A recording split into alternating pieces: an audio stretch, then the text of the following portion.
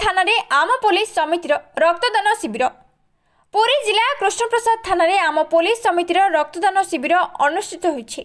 एही शिविर को थाना भारप्राप्त अधिकारी बसंत कुमार साहू आनुष्ठानिक भाव शिविर को उद्घाटन करी कहिथिले, रक्तदान एक महत्दान, डॉक्टर कौनसी विकल्प नाही। जो माने नियमित व्यवधान रक्तदान करुछंती सेमाने सुस्थ रहिबा सह अन्यर जीवन रक्षारे सहायक होइथांती बोली कहिथिले। आज एही रक्तदान शिविर रे 125 यूनिट रक्त संग्रह होइथिबारु ब्रह्मपुर रक्त केन्द्रर अधिकारी रक्तदाता को उत्साहित करथिले। वर्षर अंतिम दिन में आम कृष्ण प्रसाद थाना परिसर में आम कृष्ण पुलिस किसी सामाजिक कर्मी बंधु मान संगठन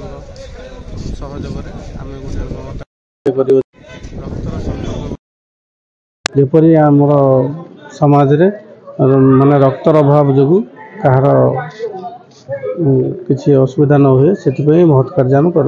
जय जगन्नाथ, मो ना बादल महापात्र, आम घर हूँ गौड़ माने।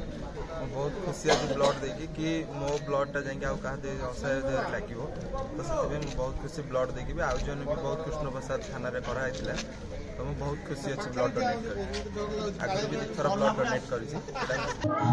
प्रथम तो रक्तदान एक महापुण्य दान, रक्त समस्त टी दान करा भविष्य समस्त काम भी आसो।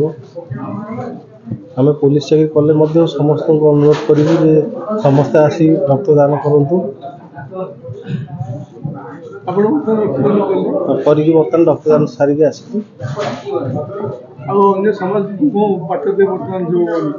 समस्ते रक्तदान कले समस्त सुविधा हम, कई रक्त हैरान हे ना, मेडिकल रे अपेक्षा करा पड़ो ना। आज आम एठिकी कृष्णप्रसाद थाना गोटे रक्तदान शिविर कराइला, आपण आसते कौन कहे कि काली आईएसआर फोन करते आसलु ये बहुत आयोजन होता है, बहुत खुशी आम फास्ट